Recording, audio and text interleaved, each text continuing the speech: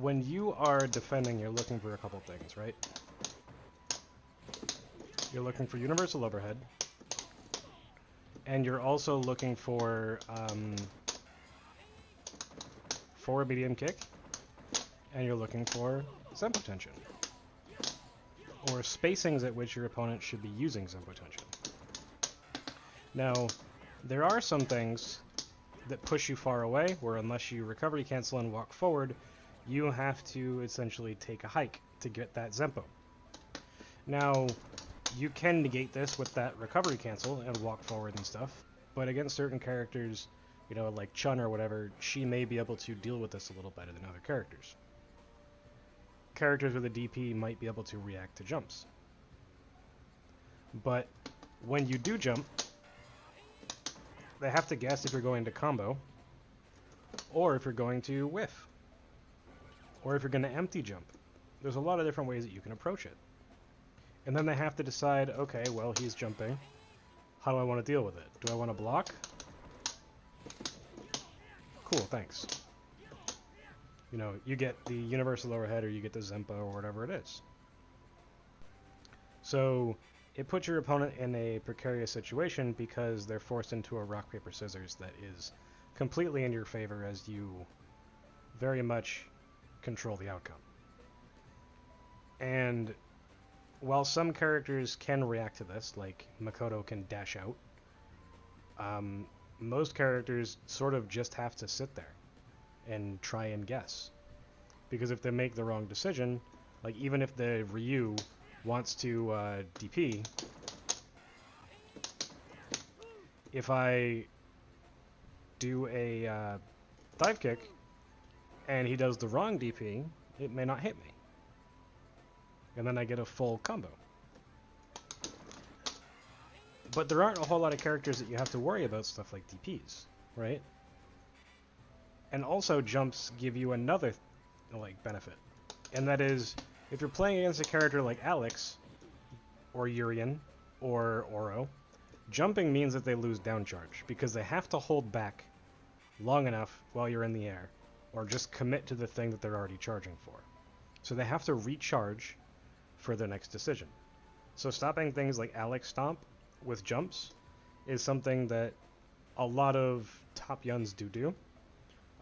It's something I've seen in quite a bit of first attends, like OJA versus Kazuya, and personally at arcades watching Sho, Yakun, Ushi, and like Issei do against players like Genki and stuff. But it's all about mixing things up. So the first thing is far standing heavy punch. If you don't recovery cancel, you get a perfect forward jump. And if you do recovery cancel, you get a neutral jump, which works off of a dive kick. So the next thing is forward fierce, right? If you recovery cancel this, you can neutral jump and then make a decision. If you don't, you can jump forward and make a decision. Now, you can influence this as well by doing a far standing heavy punch at a far range and then doing a forward fierce, because it pushes you farther away. And then your jump arc sort of opens up a little bit. Another way that you can do it is off of shoulder. It's not as strong, but it is one of the options. You also have far standing medium punch.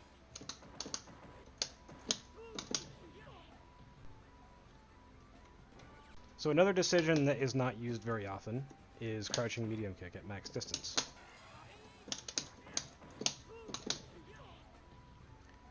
And this is probably because you are less positive off of a crouching medium kick than you are off of pretty much every other decision that you're jumping off of.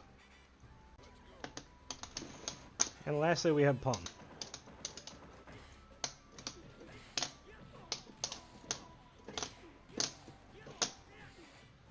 So that pretty much covers all of it. So what happens when we actually get to the jump, right? Well, you have this, which is empty jump. And what you can do off of empty jump is pretty interesting, right? You can just straight Zempo.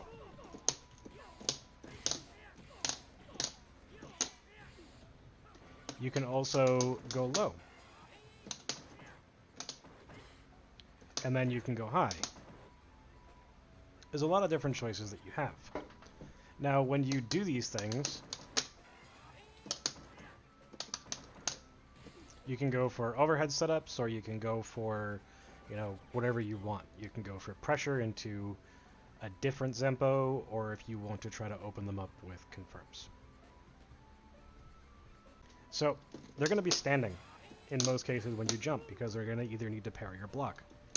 So this is why empty jump and empty dive kick are so strong. You can also do immediate jump forward light kick dive kick and be a little bit safer from stuff like DP in certain situations.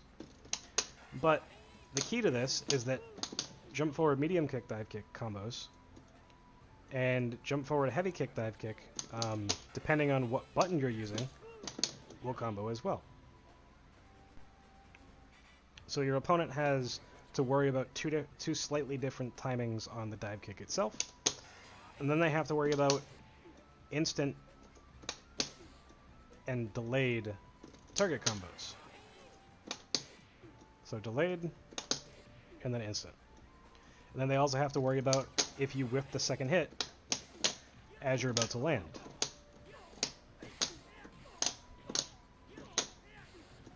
Because that allows you to go for a high-low throw.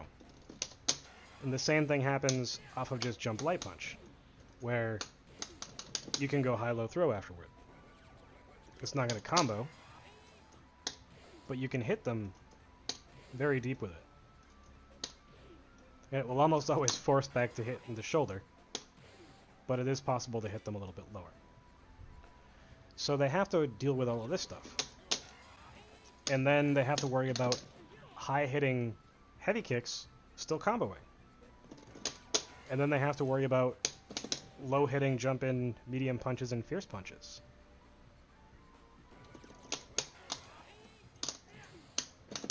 And then they have to worry about two different timings on jump-in medium kick. And depending on what you're jumping off of, they may have to worry about, you know, a crossover.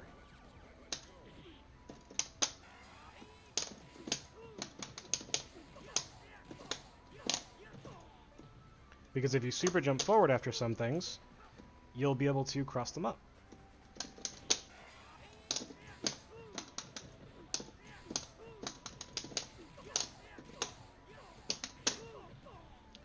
So even though it's not necessarily in your favor when you do cross them up, they still have to guess afterward.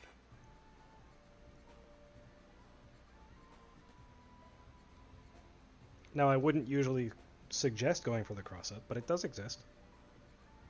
It is a much higher risk for a lower reward, though, so you should avoid it if you can help it.